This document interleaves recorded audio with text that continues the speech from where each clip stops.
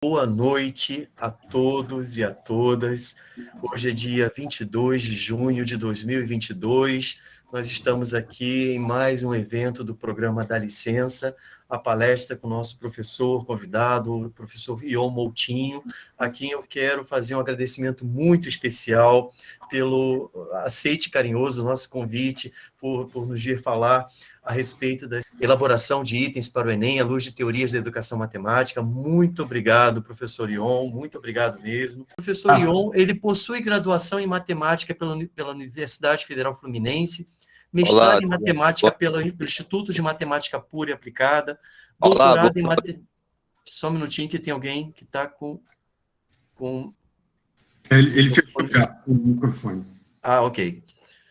Isso. Mestrado em Matemática pelo Instituto de Matemática Pura e Aplicada, doutorado em Matemática pela Universidade Federal de São Carlos, pós-doutorado na Simon Fraser University, na área de Educação Matemática, é professor associado da UF e pesquisa na área de Geometria Diferencial e na Educação Matemática, com ênfase em questões sobre ensino e aprendizagem dos números reais e informação do professor de matemática. E, professor Ion, a palavra está contigo, por favor. Obrigado, Adriano. Evelyn, obrigado pelo apoio. Então vamos lá, gente. Obrigado, Adriano, mais uma vez. Então, vamos começar. Enem é um assunto... Acabar que eu vou falar bastante sobre Enem, né? Mas eu quero direcionar para a questão de itens, elaboração de itens.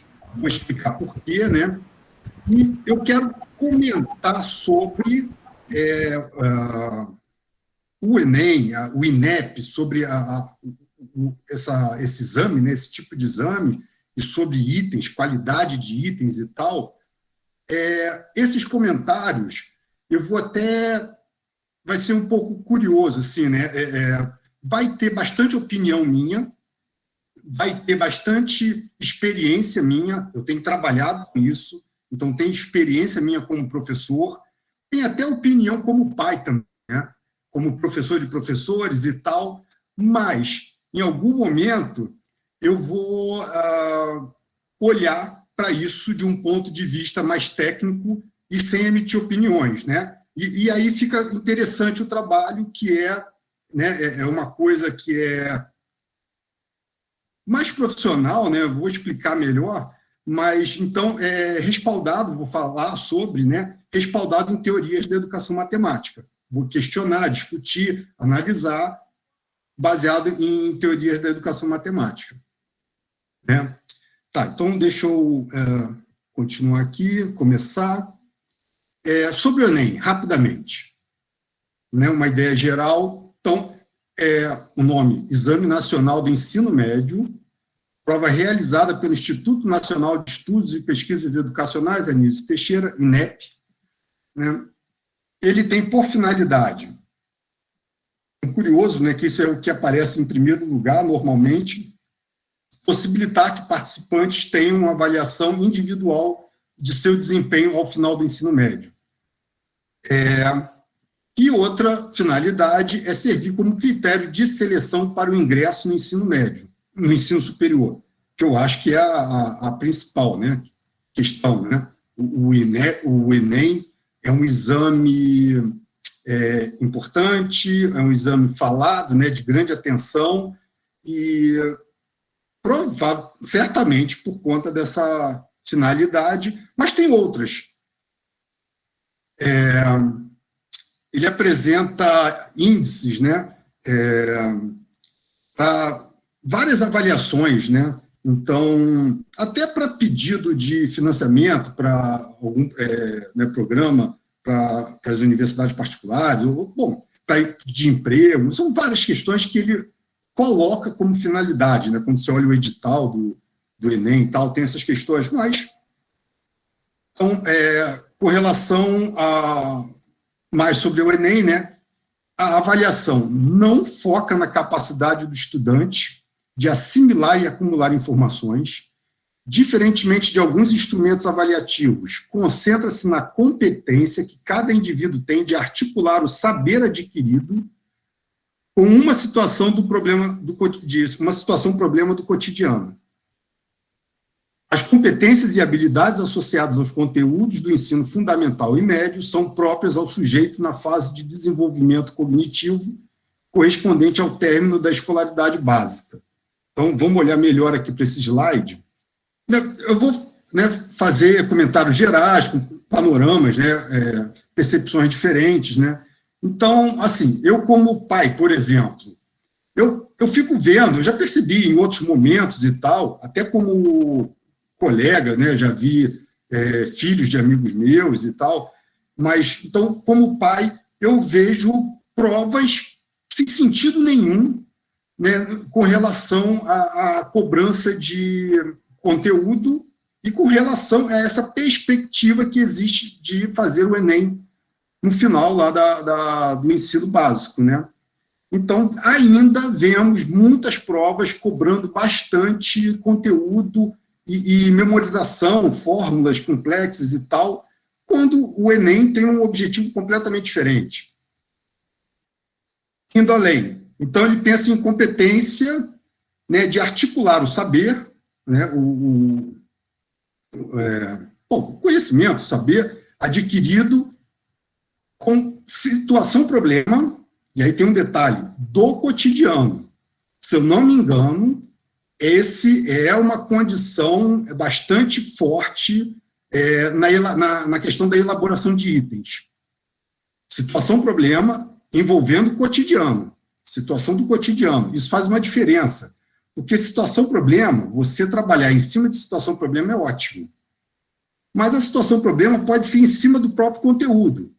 Se você trabalhar interdisciplinaridade, por exemplo, você pode usar a geometria como uma situação para motivar conhecimentos de álgebra, conhecimentos de números reais. Tá? Então, o Enem ele tem uma proposta. De repente, essa proposta não contempla o que a gente tem que pensar para todo o programa escolar. Então, tem que tomar certo cuidado quando a gente pensa em Enem e olha para a escola, né? Eu não sei se eu enfatizei aqui no início, né? Então, a minha fala... não falei. A minha fala é pensando como pesquisador.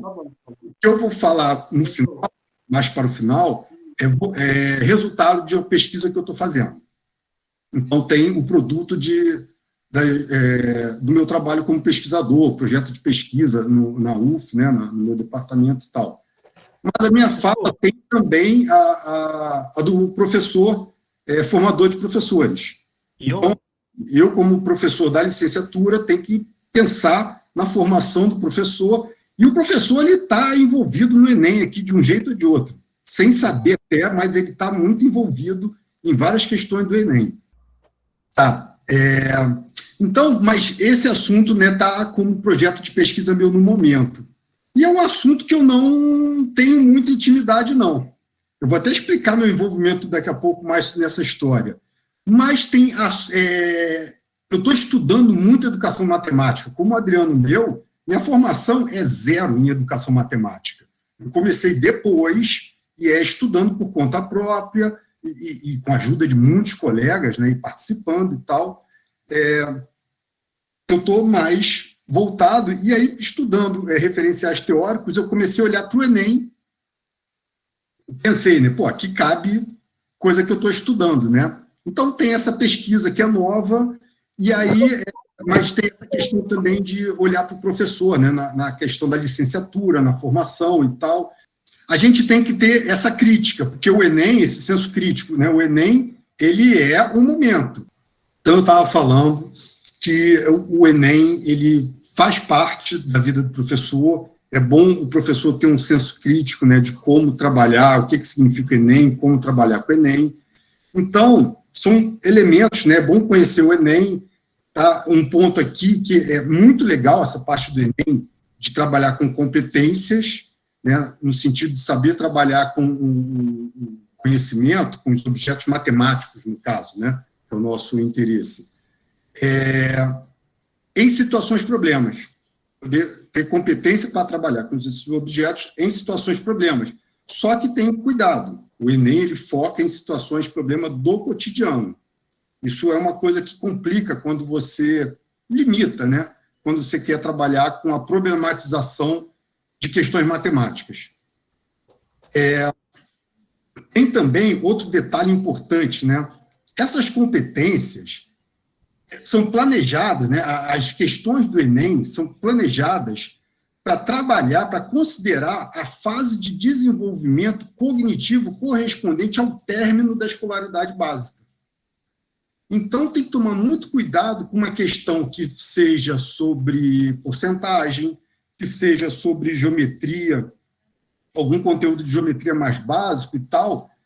E aí você pensa, né? Pô, uma questão que eu posso trabalhar com o meu aluno do 8º ano, do 9º ano, do 7º ano, do ensino fundamental.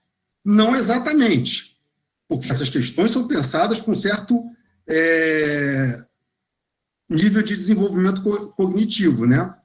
Então, tem que tomar muito cuidado, são vários detalhes que você tem que pensar sobre o Enem para associar com a escola, né? Então, por que isso tem que ser pensado? O Enem, então, ele pode ser considerado como uma política pública de reestruturação do currículo de matemática no ensino básico. O Enem tem essa visão, né, de ser considerado como uma política pública de reestruturação. A partir do Enem, espera-se consequências, né?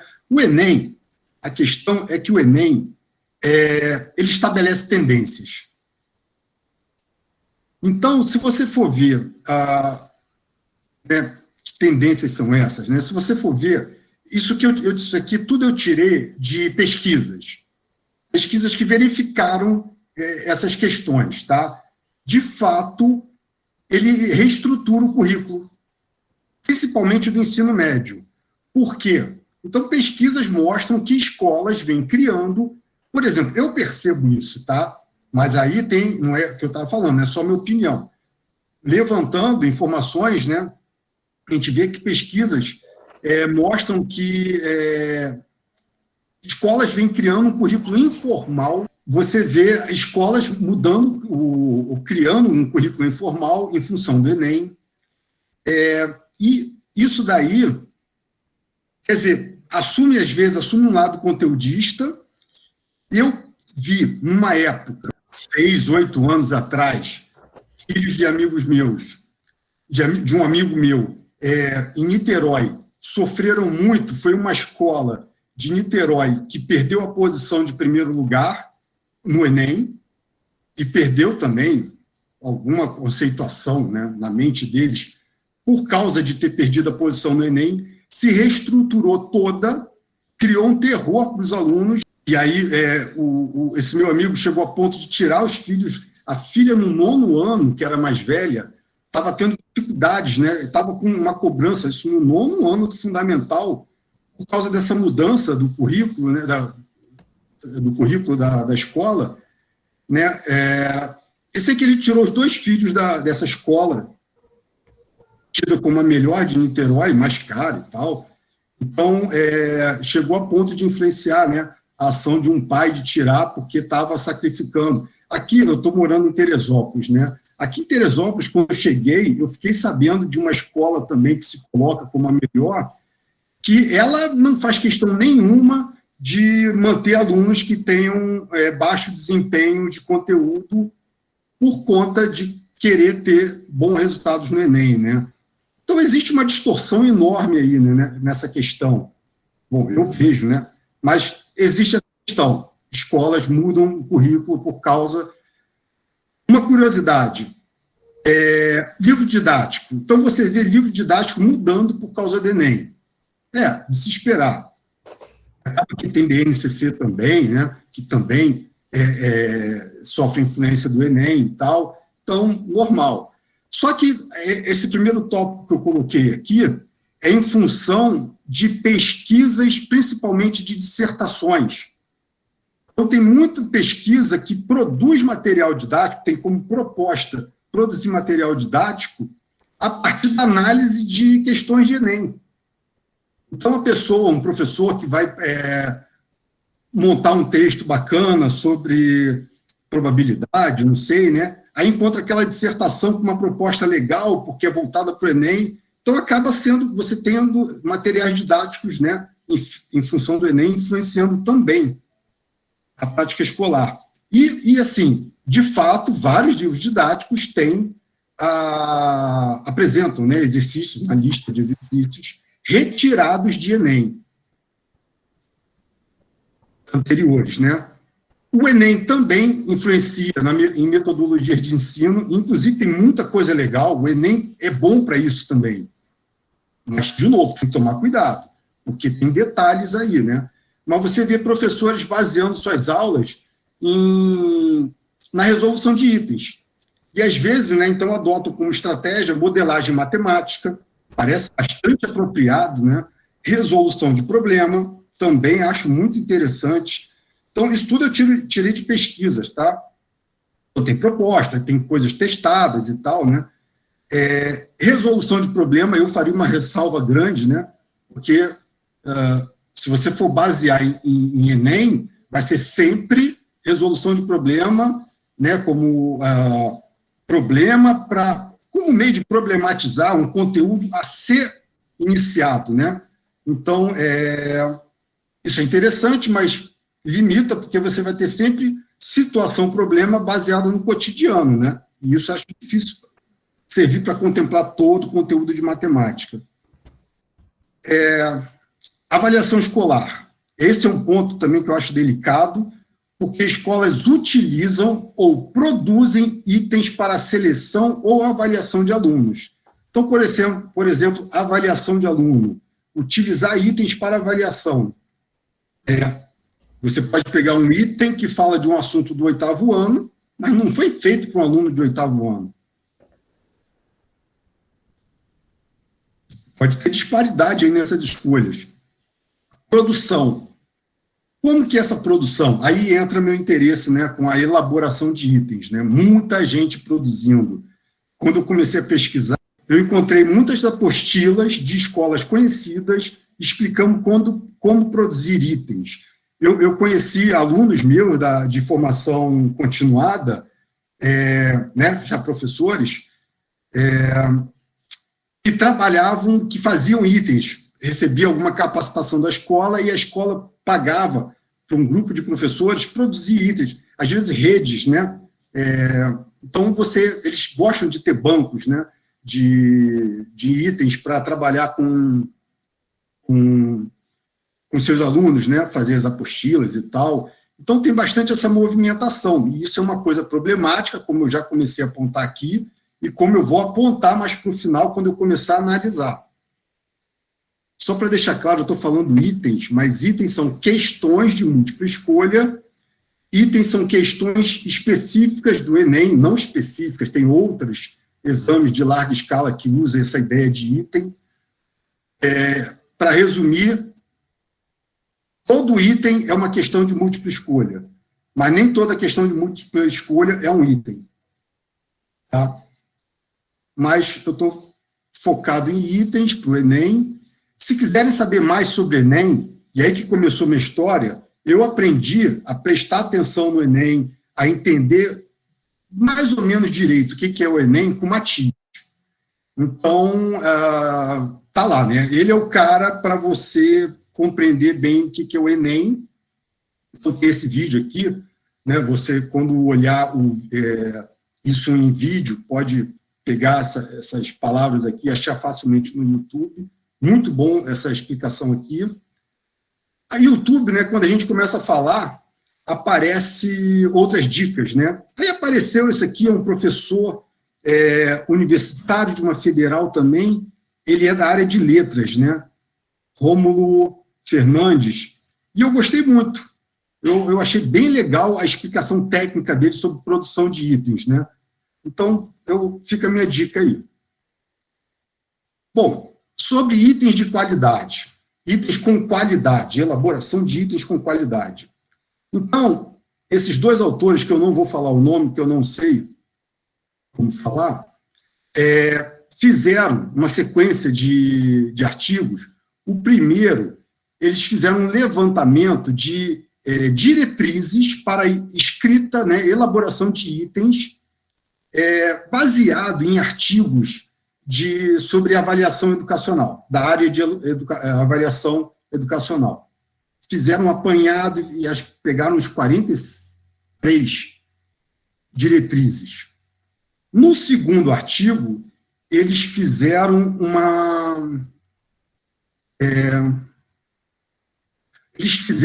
um estudo sobre essas diretrizes apoiado em teorias e artigos que fossem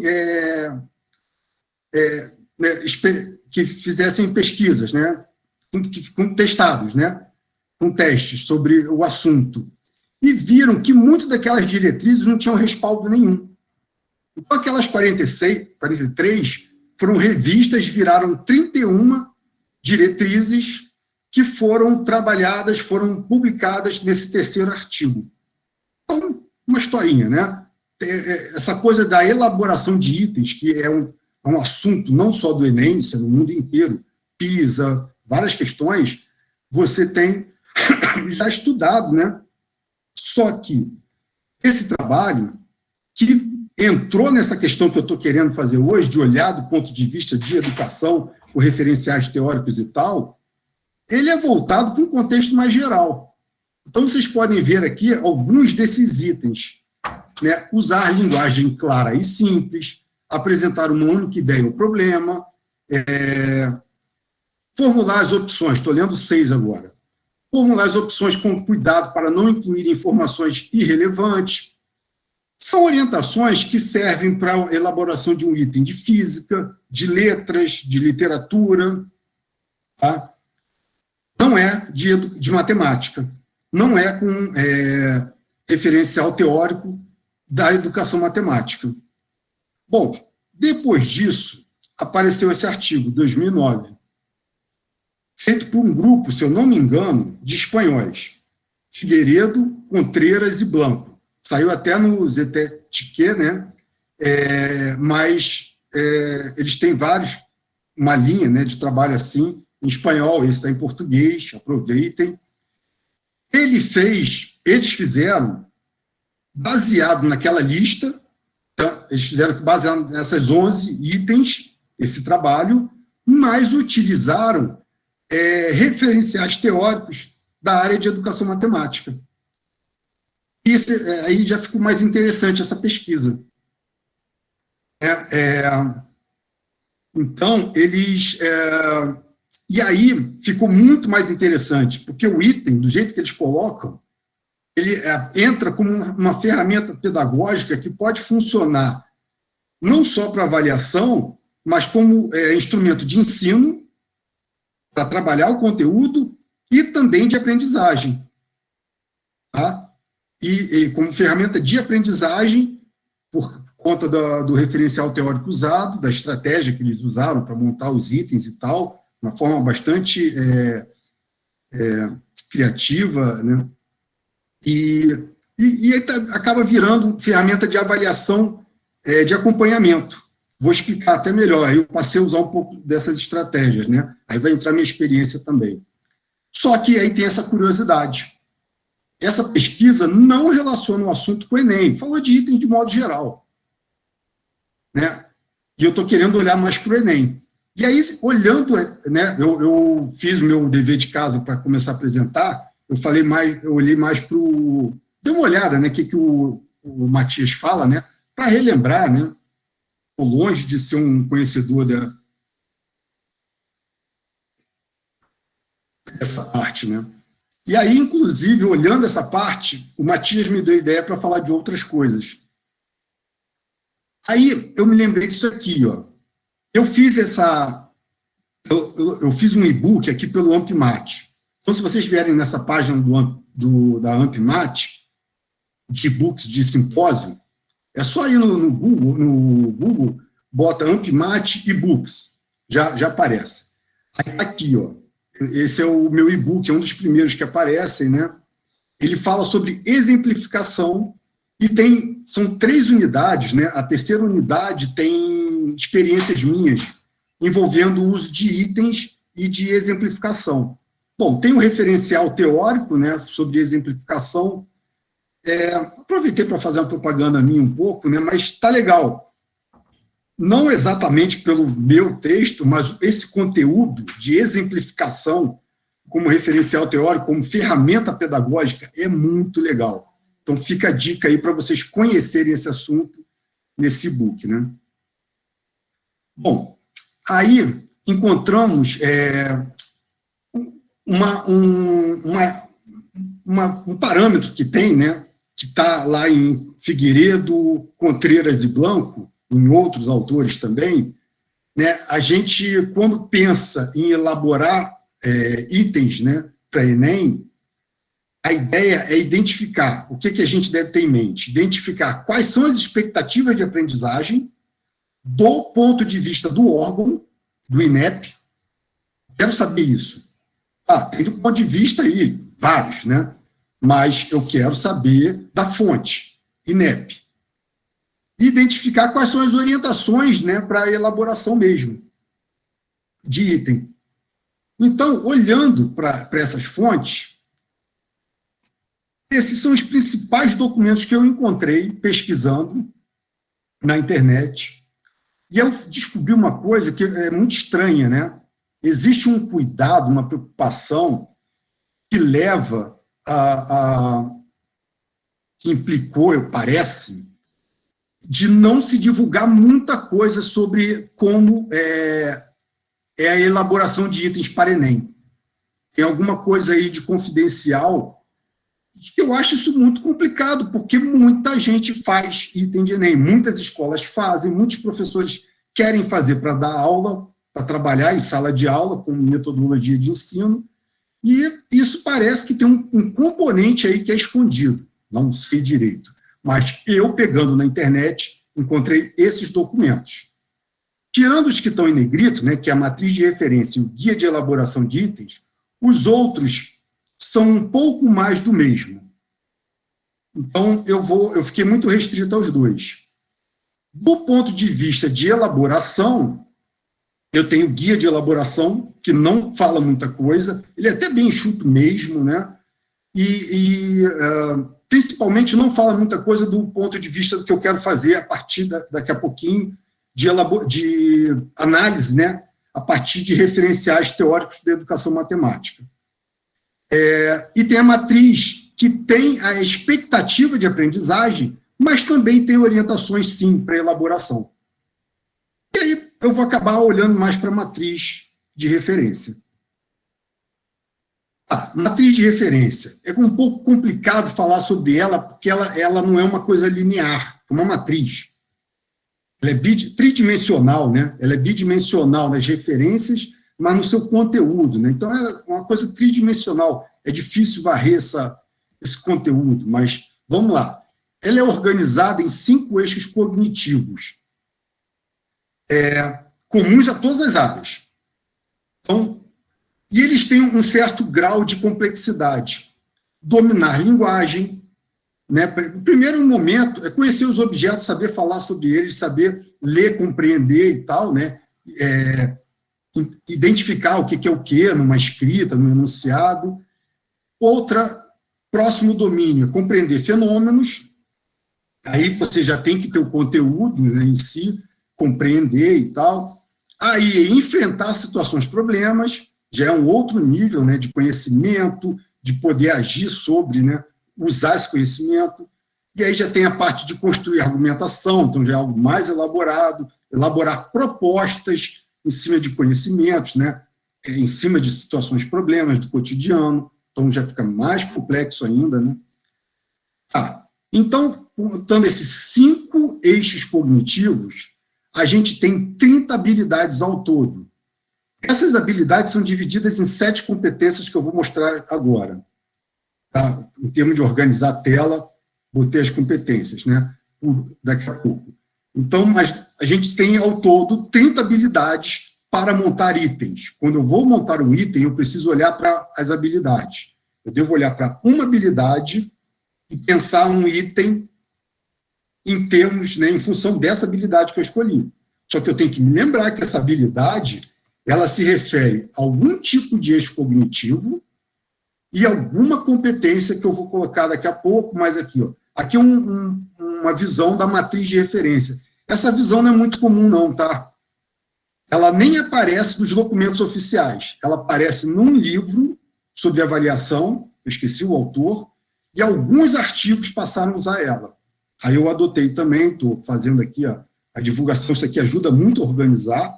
Então, quando eu penso em item, quando eu penso no meu aluno, então eu estou trabalhando com aluno de 7º ano, 8º ano, 9º, ensino médio.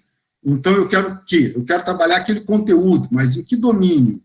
No primeiro ali, domínio da linguagem, né? Então, eu vou pensando em termos de domínio, e essas competências também são graduadas. Aqui as competências, né? Então, elas têm a primeira competência é mais voltada para os números, a segunda é para uma parte do conhecimento geométrico, a terceira competência já é mais voltada para grandezas e medidas, você tem a quarta, né, com a grandezas e medidas ainda, mas aí envolvendo relações entre elas, e aí você vai complexificando essas competências. Então, a matriz de referência tem esse movimento assim, diagonal. É interessante, né, olhar ela mais ou menos, né, não tem uma comparação clara aí, mas mais ou menos ela se movimenta assim, para você pensar nos itens que devem ser mais difíceis ou não, ou melhor, as habilidades que devem ser mais difíceis ou não para o aluno, né? Uma coisa que o próprio Matias me lembrou, né, e eu ia deixar isso aqui em branco, a matriz tem conteúdo, sim. A matriz de referência tem os objetos de conhecimento que fazem parte da cobrança do Enem. Para o Enem, o que eu espero de conteúdo matemático? Está aqui, lá no finalzinho do documento aparece isso. Mas aí é bom, então, deixa eu lembrar uma explicação, né, uma visão dessa coisa da matriz de referência do Enem, né? Você tem um objeto, mas o foco é ação sobre o objeto. São as competências que você tem com relação a esses objetos. Competências no uso, né, em situações problema. Domínio de linguagem, enfrentando situação problema e por aí vai. Então, mas o foco são as competências em cima. Os itens são sobre habilidades, né, são sobre ações em cima desses. Aí varia os objetos, né, livremente. É uma variável. O objeto aí você pode olhar como uma variável nessa matriz. Né? Vamos lá. Enem à luz de teorias da educação matemática. Mais ou menos, né, eu posso pensar em utilizar o Enem, itens de Enem, para revelar aprendizagens, concepções ou pensamentos, né, os conhecimentos, os saberes que os alunos apresentam ao longo do processo. Posso usar o Enem para isso, sim. Vou mostrar daqui a pouco.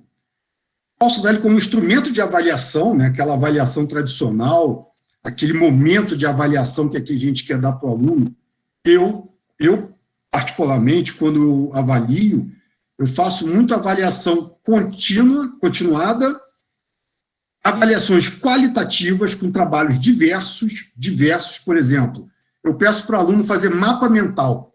Depois que eu dou uma certa quantidade de matéria, isso na faculdade, curso de farmácia, os cursos mais variados, eu peço para o aluno fazer mapa mental a partir da palavra derivada. Então, são vários trabalhos que eu peço, resumos e tal. Então, eu uso 1000 recursos, mas eu gosto do recurso também da prova tradicional, pressão, né, nervosismo e tal. É o que o cara vai enfrentar em algum momento, né? Enem, seleção de outros cursos, né? Especialização, pós-graduação, tal, trabalho, né? Prova para professor do município, do estado e tal. Então, eu gosto também de trabalhar. Então, ferramenta pedagógica é um instrumento para você preparar suas aulas e tal, né? Então, mas como que eu posso pensar nisso, né? Com o olhar da educação matemática? Aí você tem que pensar em algum referencial, né? São vários.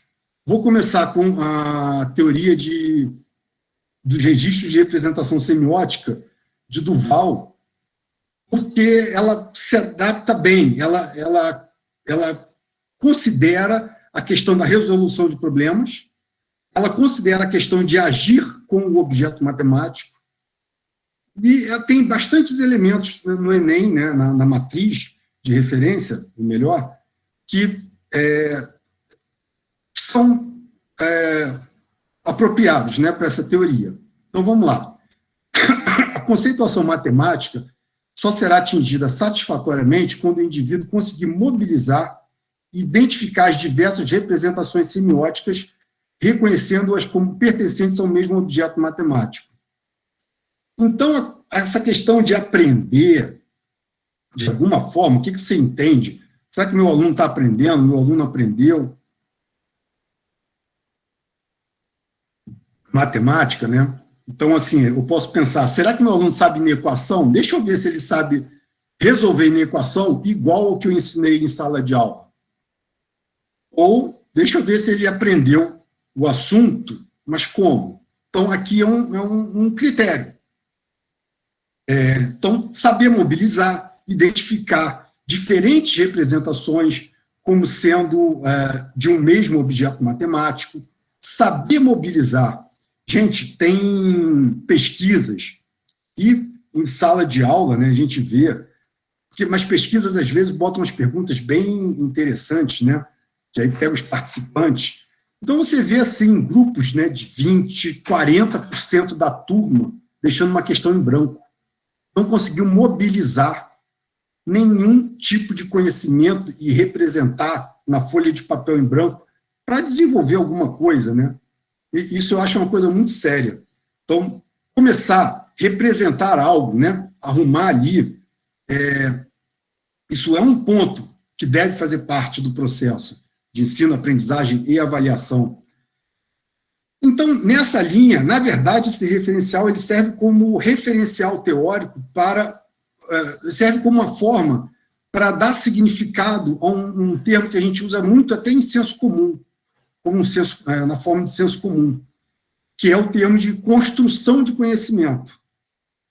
Então, esse referencial teórico, ele dá uma base para você falar nisso, são as 3 ações fundamentais desse ponto de vista de representação, que é a própria representação do objeto, é tratar o objeto representado e converter o objeto representado num outro sistema de representação. Tratar significa assim, você tem um sistema de representação, digamos, 1/2. Bom, 1/2 é igual a 2/4. Eu mudei o objeto, a representação. 1/2 troquei para 2/4. Mas eu ainda estou no sistema de representação de fração de números inteiros. Agora, 1/2 é igual a 0,5. Mudei completamente. Esse 0,5 é um sistema de representação completamente diferente. Então, isso é uma conversão. O outro tipo é um tratamento. Então, são 3 tipos de ações, né? Um ponto importante aqui, que é que os fracassos ou bloqueio dos alunos dos diferentes níveis de ensino aumentam consideravelmente cada vez que uma mudança de registro é necessária. Ou que é pedido, né, uma mobilização simultânea de mais de um sistema de registro, né, de sistemas diferentes. Então, por exemplo, se eu tenho uma questão que aparece 1 mais 1/4, tá? 1 mais 1/4, de repente o aluno pega, peraí, isso daqui eu prefiro fazer 1 mais 0,25, que é 1,25, um olhinho. Tá, mas a resposta está em forma de fração. Aí o cara vai ter que voltar 1,25, né? Está num item, múltipla escolha. As respostas estão na forma de fração. Caramba, 1,25. Pô, vou ter agora, peraí, 125 sobre 100. É sobre 100? 2 casas decimais? Já me enrolei um pouco aqui. 125 sobre 100. Caramba, mas não tem nada disso. Ah, não, peraí, eu tenho que simplificar, achar a irredutível. E aí o cara vai fazendo mais conta e tal. Então, isso aí criou obstáculos, criou um custo operacional e até um custo cognitivo. De repente, ele olhou. Não, 1 mais 1/4. Pô, tem a resposta está em fração. Às vezes ele tem até essa manha. Não, isso aqui é 4/4 mais 1/4. Então é 5/4. Está lá a resposta, molinho. Então, essa questão dos sistemas e como você tem as respostas, né, se a resposta tivesse em forma de decimal, mudava toda essa história que eu contei. Então, isso tudo interfere. E aí, de outra forma, quer uma garantia, num primeiro momento, com o seu aluno, um sucesso na resolução de problema, dá um problema com um tipo de sistema de representação e cuja resposta e o desenvolvimento fique só nesse sistema de representação. Por outro lado, na história. Isso é muito útil para o Enem, né? Então, de modo geral, não vai dar tempo de falar isso tudo, né? Sempre que você tem diferentes sistemas de representação envolvidos, né?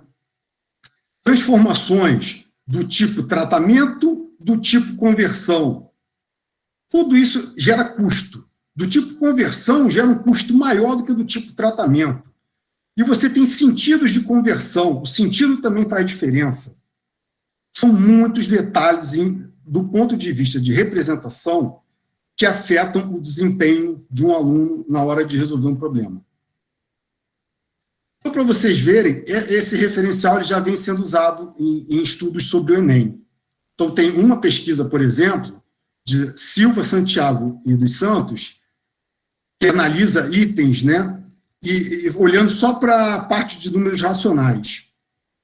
Ela viu que o registro numérico percentual, tudo que é em porcentagem, aparece muito mais do que fração, decimal, envolvendo racionais, tá?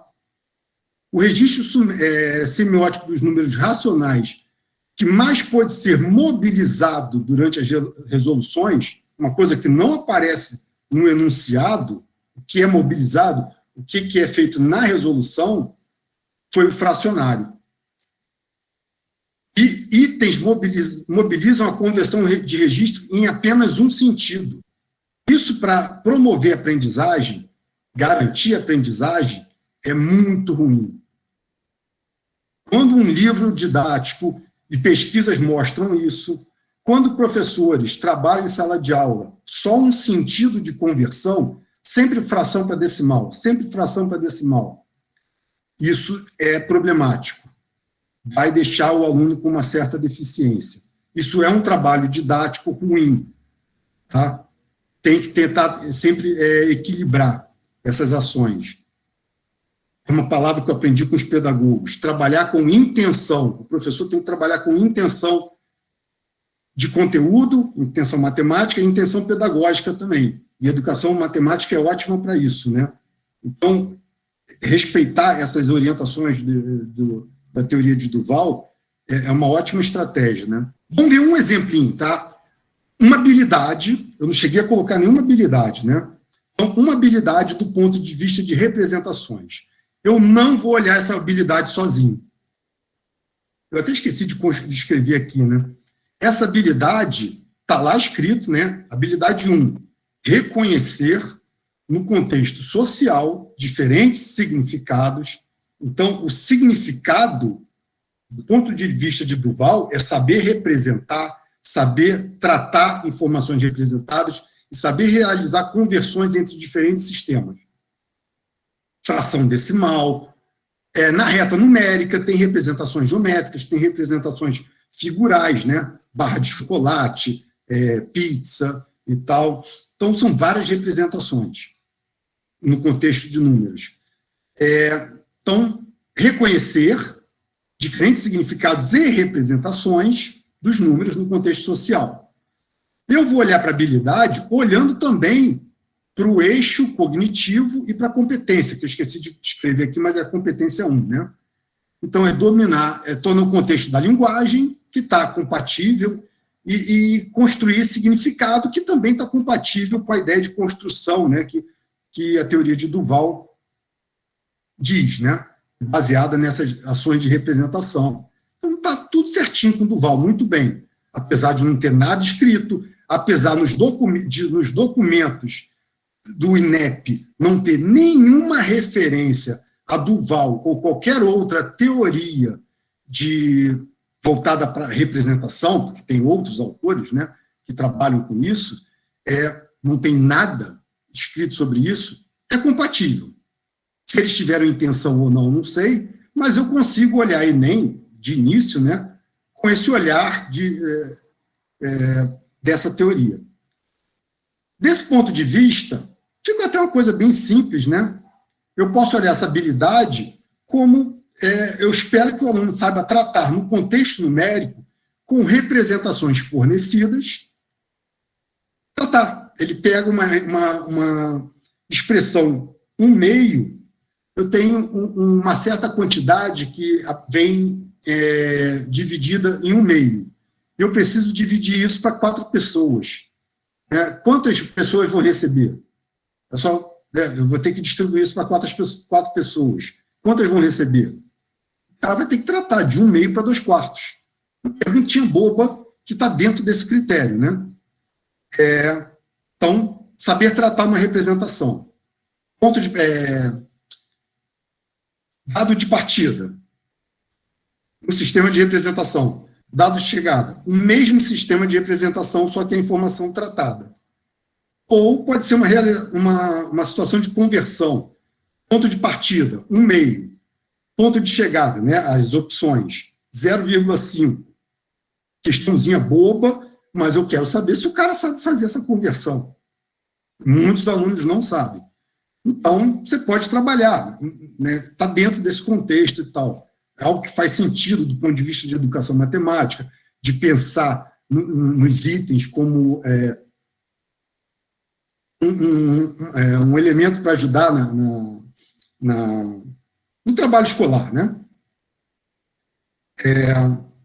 Aí tem um exemplo, só para vocês verem como é que a gente pode elaborar melhor isso com essa ideiazinha boba, né?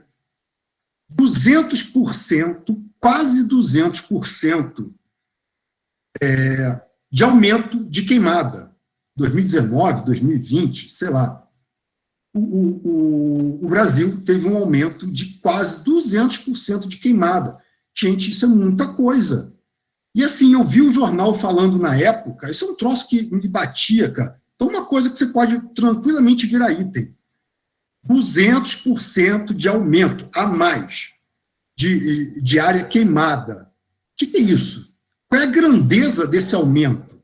Eu garanto que se você puser, então vamos trabalhar conversão, notícia, tá lá, né? Queimada, aumento de queimada. Se você puser, qual foi o aumento? Dobrou. Eu garanto que essa opção vai ser um ótimo distrator. Muita gente vai botar dobrou, quase dobrou. Triplicou. Duvido. Seria a resposta, né? Um aumento de 100%. O que é 100%? É aquela coisa de novo. Então, quanto é 100% daquilo? É aquilo.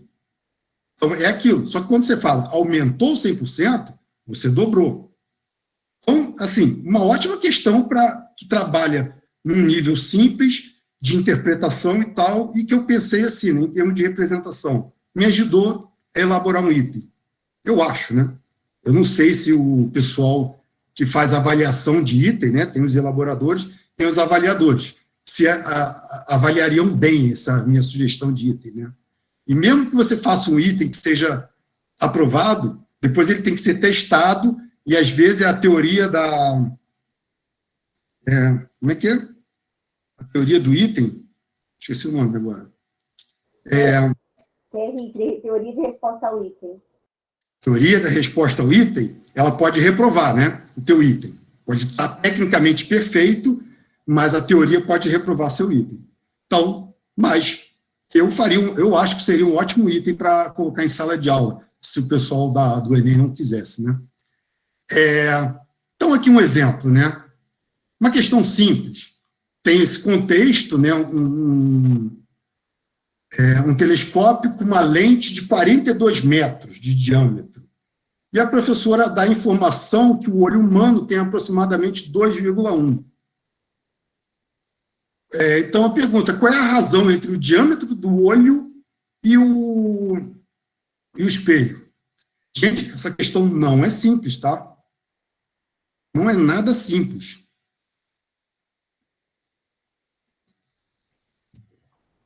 Você tem 42 metros e tem 2,1. Você vai ter que dar esses números e tratar eles. Um deles vai ter que ser multiplicado ou dividido. Para botar na mesma escala, né? Na mesma unidade de medida. Outro, você tem que olhar para o sistema de representação de chegada, a resposta, as opções, que não é igual ao de partida. Tem ali um sistema, uma forma de colocar os dados ali diferente, que não é igual àquela que você vai ter que mobilizar para resolver o problema. Para resolver o problema, de fato, o que você precisa fazer? Ou botar em forma de fração, ou dividir, depois ajeitar de algum jeito, mas você vai ter que trabalhar, mobilizar de alguma forma um novo sistema de representação, além dos dois que estão, né, e voltar ali. Essa questão não é nada trivial do ponto de vista de combinações de diferentes sistemas de representação envolvidos nessa história. Teoricamente, pode ser. De repente, até a teoria da resposta ao item classificou como simples. Aí eu já não sei, né? Mas os resultados não são... pode existir resultados conflitantes vindo de teorias diferentes. E aí cabe depois discutir isso. Um não invalida o outro, não, né? Cabe mais discussões. Eu não quero me prolongar, mas olha esse.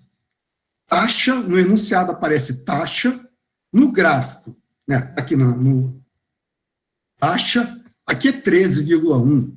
Isso aqui é 13,1%. Não tem porcento aqui.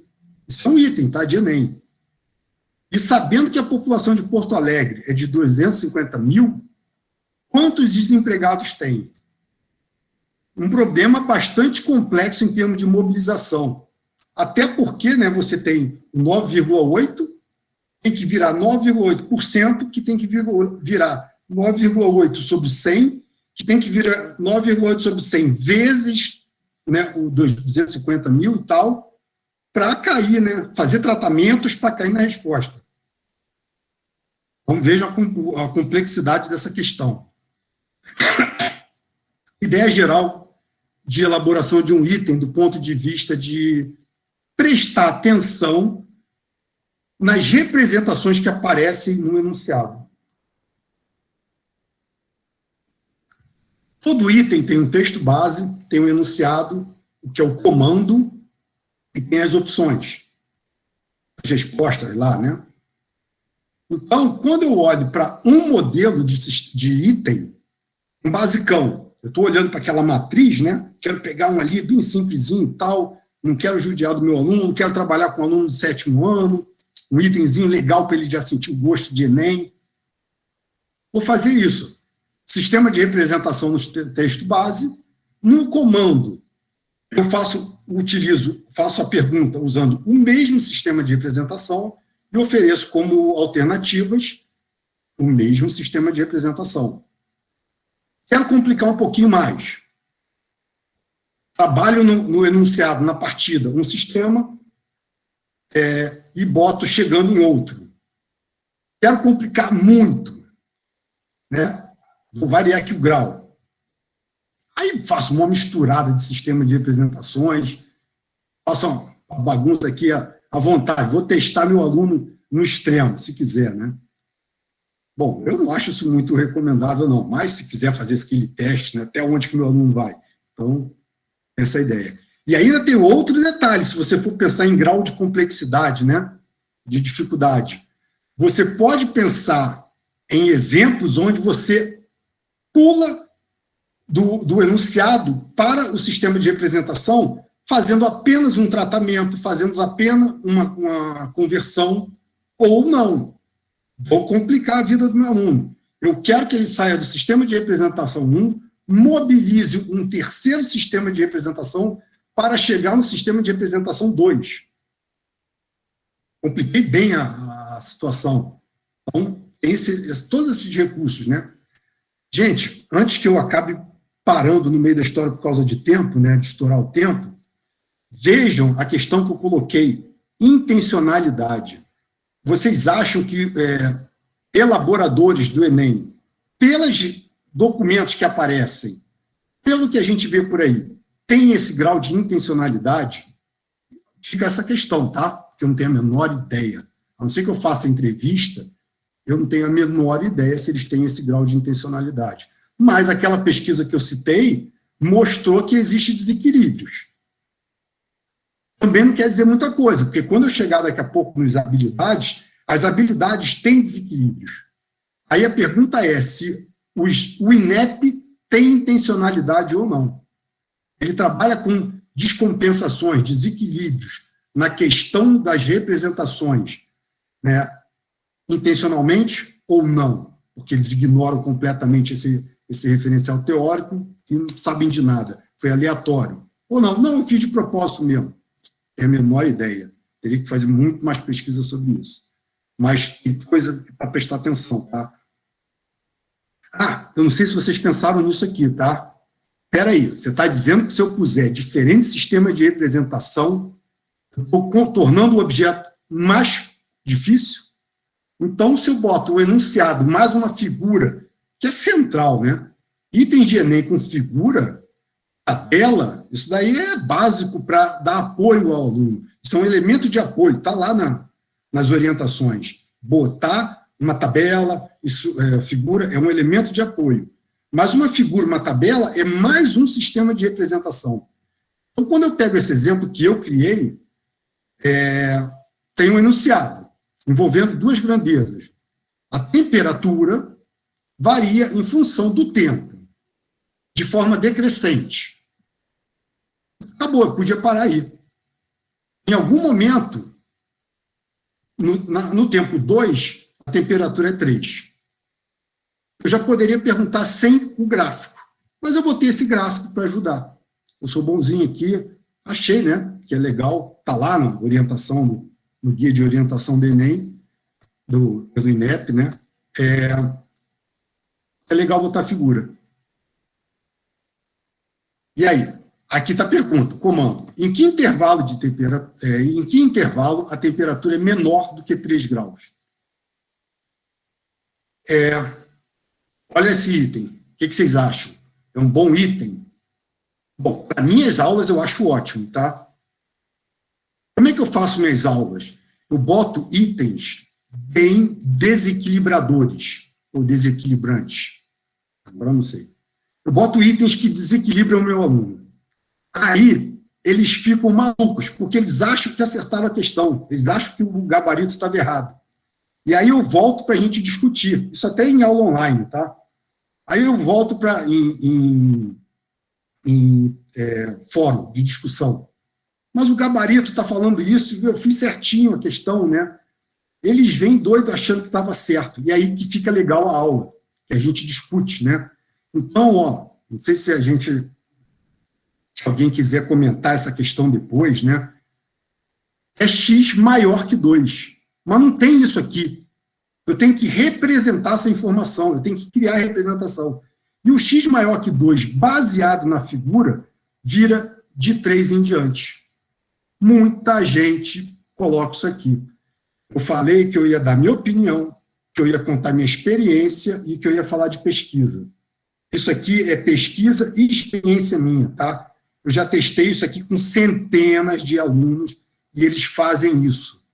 Eles olham essa figura e olham o número que está representado. É maior que 2, é 3, 4, 5, 6, 7. Então, muitos colocam essa resposta B como verdade. Isso aqui é um ótimo distrator. Muitos, incrível, tá? Mas todos esses itens são distratores. 2 a 5, eles veem isso aqui, ó. Cruzou o eixo X, mudou de sinal. Saiu. 6 em diante não conta. A resposta é de 3 a 5, ou de 2 a 5, alguns consideram 2 aberto, né? Muitos vão de 2-9 ou 3-9, eu botei aqui. Muitos votam aqui também. Tá? Então, questão curiosíssima, aonde erros ocorrem por conta do segundo sistema de representação envolvido, que é o da visualização. Bom, outra questãozinha interessante, essa daqui é boba. Pô, depois eu fui ver se o enunciado está mal escrito pra caramba, né? Às vezes a gente faz a coisa correndo, né? Mas você tem a reta numérica, tem 2 pontos representados, ou que representam 5 e 8, e tem um ponto médio, que está exatamente no meio. Qual é a representação fracionária desse ponto? Esse ponto que está no meio? Cujo denominador é 3. Então, muitos colocam 6,5. Não leem direito, sei lá. Mas é uma questão que gera muita discussão, né? Então, aqui eu chamo a atenção para a questão, eu uso esse tipo de questão para chamar a atenção do aluno para a questão das representações. Ficar atento ao enunciado, ficar esperto para ler, né? Uma questão boba, que isso eu uso muito dentro do processo, né?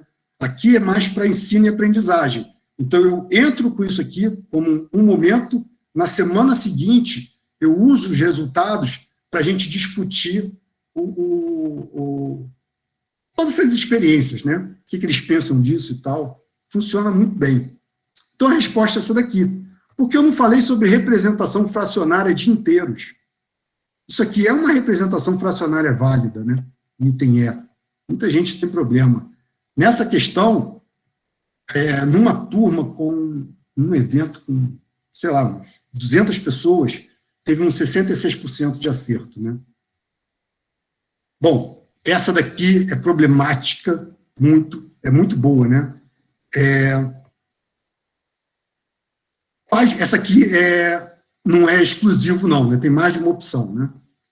Quais representações indicam com certeza um número irracional? Isso não seria um item de Enem, mas está ali naquela linha, poderia ser adaptado, eu acho, né?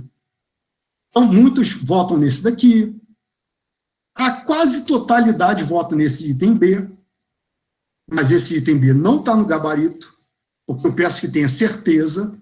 Aí eles falam, ué, mas isso é o raiz de 2. Aí hoje, minha filha está no segundo ano, eu fui explicar para ela, né? Ó, minha filha, vou dar uma palestra hoje sobre Enem e tal, ela não dá a mínima, né? Aí eu fico segurando ela, né, aqui, aí mostrei um pouco, aí eu perguntei para ela não votou nesse aqui, ela votou nesse aqui direto, só no item D, não votou no item E, ela não votou nesse. Aí eu falei com minha filha, mas por que você não votou no item B? Você sabe que número é esse? Não. Minha filha, esse aqui é a raiz de 2. Não, não sabia, não. Mas por que você não votou nesse? Eu não identifiquei nenhum padrão, então eu não podia dizer com certeza se era irracional ou não. Eu não identifiquei se tinha ou não periodicidade, e aí ela ficou só nesse. Gente, isso aqui dá uma discussão ótima, tá? Porque eles falam, ué, mas isso aqui não é raiz de 2? Não, não é, não estou dizendo que é. Eu escrevi raiz de 2, eu identifiquei de alguma forma. Eles confundem. Então, aí o que entra é confundir a representação com o objeto. Bom, eu estou contando minhas experiências, né? Estou me prolongando aqui. Essa questão tem 25% de aproveitamento. 25% de aproveitamento. Essa questão é boba, né? Mas também chama atenção. Aí muita gente bota coisas do tipo item C, né? Bota 7/9. A 7/9 é muito engraçada. Muita gente bota 7/9. Por que 7/9? 7/9 é 0,77777. Tem que estar entre os dois ali, né? Porque na calculadora, 7/9 é 0,77779. Pulou. Então, está entre os dois. É curioso isso. Isso parece tudo, tem discussão sobre isso, né? Quando eu faço isso em sala de aula. Mas a resposta estou confundindo os números, é isso aqui, né? 40% de acerto nesse item, né? Bom, vou adiantar aqui um pouco, ó. Quando eu olho para o eixo, cara, eu não consigo olhar quase nada. tem algumas coisas, eu vou adiantar isso aqui, gente, senão eu vou me prolongar. Então, vamos lá. Vamos olhar agora como pesquisador. Vamos botar a lente de análise de Duval sobre Enem. No caso, matriz de referência, expectativa de aprendizagem e orientações de como compor um item. Tem muito pouca coisa. No primeiro domínio, no primeiro eixo, tem ali, nem fala a palavra representar, mas, pelo contexto, parece que é para contemplar tudo. No segundo, compreender fenômeno, não tem nada. Gente, por exemplo, se eu estou com um olhar de um referencial teórico do tipo as 3 dimensões do conhecimento matemático, que é um referencial teórico, envolve as 3 dimensões. Olhar a matemática dentro de uma componente algorítmica, dentro de uma componente formal, dentro de uma componente intuitiva. Esse referencial teórico é muito interessante também para analisar Enem. Se eu estou com esse olhar, eu posso olhar isso aqui sem ficar prestando atenção na questão da representação, que vai aparecer. É impossível eu falar de um objeto matemático sem acionar representações. E aí, mas eu não estou prestando atenção, eu estou focado em componentes algorítmicas, formais ou intuitivas, que cabem muito bem aí, e relacionar elas, mesclar isso e tal. Tem pesquisas que mostram que isso não é bem feito no Enem. Então, eu poderia, mas não é o caso aqui. Eu quero dizer que eu poderia sair do assunto. Por quê? Esse eixo não me disse nada sobre representação. Aí, esse eixo aqui me dá a ideia de que espera-se que o aluno seja capaz de tratar e converter. O eixo de construir argumentação, me parece, ele é mais focado em conversão. A argumentação não envolve tanto tratamento. Não sei porquê, tá? Mas, do jeito que está colocado, é essa a ideia. Elaborar proposta também não tem. Aí eu olho para as competências. Bom, não dá para eu ler e discutir cada informação dessa, mas aqui, vou pular essa parte e vou botar numa matriz. Repara, os azuis, naquela tabela que eu tinha mostrado antes, são os que não aparece nenhuma habilidade, estão vazios. Todos os outros têm alguma habilidade. H1, H2, H3, H4, H5, 6, 7 e vai. Então, H2 não tem nenhuma orientação. Se eu for olhar para o H2 do ponto de vista de eixo cognitivo e competência, eles não me falam nada sobre o que se espera. Existe alguma preferência nos dados de partida? Pô, trabalha mais a parte figural, trabalha mais porcentagem. Não tem. Eu não sei o que eles querem. Né? E procura trabalhar com equilíbrio. Não tem. Aí, se você olha a competência 5, que eu destaquei em azul, e a 6, são as duas, do momento que você tem alguma preferência. Sistema de representação algébrico, representações gráficas e tabelas. Ali tem alguma coisinha. Então, vamos lá. Ó. Vou olhar aqui. Ó, esse cara que está aqui, o H1. Eu já comentei, mas agora eu estou olhando do ponto de vista de matriz de referência. Ele tem a competência 1 e domínio de linguagem. Então, deixa eu voltar aqui. Espera-se falar em representar, tratar e converter. Eu já tinha comentado com vocês, né, que é reconhecer diferentes significados, então faz sentido. Agora, vamos olhar o H5, que ele vem aqui nessa lacuna. Ó. 1, 2, 3, 4, 5. Aqui no vazio. Nesse eixo, elaborar proposta e competência 1, que é dar significado e tal, não tem nada falando sobre representação. E a habilidade em si também não me dá nenhuma orientação, não me atenta para nenhuma intencionalidade sobre esse assunto. Então, temos essas lacunas fortes no Enem. Gente, eu fiz uma análise sobre domínio de linguagem, eu listei todos eles, vou pular, porque senão eu vou... não vai dar tempo. Esse eixo cognitivo, pelo que a gente, olhando com calma, não tem muito claro o que é para ser feito. Tem elementos que cabem, mas não tem. Mas, assim, até pelos exemplos que eu já dei, parece que esse referencial teórico é bom para elaborar itens. Ou, de outra modo, parece que as orientações, as diretrizes do Enem para elaboração de itens de qualidade são boas do ponto de vista da educação matemática. Tá bom, dá para usar Enem, sim, em sala de aula. Dá para usar Enem como ferramenta pedagógica, porque ela vai encaixar em várias orientações que eu encontro. Eu estou falando de Duval, mas certamente em outras, né? Encaixa. Só que não encaixa de forma explícita. Do ponto de vista de um orientador que está desavisado, vai ter item, como tem, pesquisas apontam, descompensados. E se eu levar isso para a sala de aula, o Enem pode ser uma ferramenta pedagógica ruim, sem essa adaptação. Se o professor não tiver essa consciência, pode dar problema. Deixa eu ver o que mais que eu posso falar aqui. Ele não tem preferências, segundo o Enem.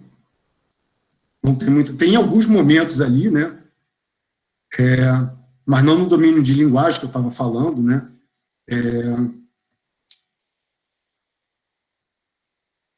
Não existe orientação com relação à graduação da dificuldade via representações, e né, eu mostrei para vocês que isso pode acontecer. Então, tem lacunas. Gente, eu vou pular aqui, vou adiantar um exemplo.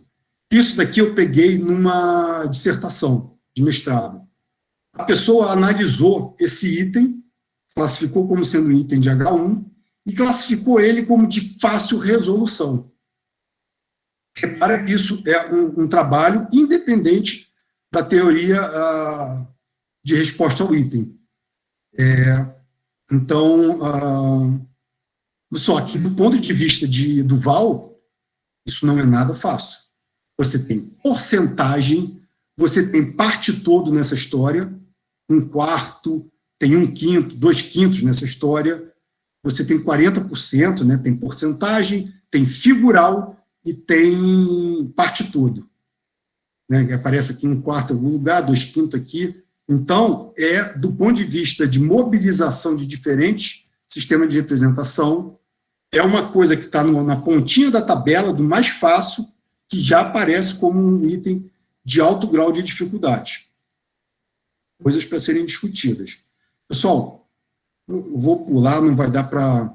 De repente eu volto aqui, né?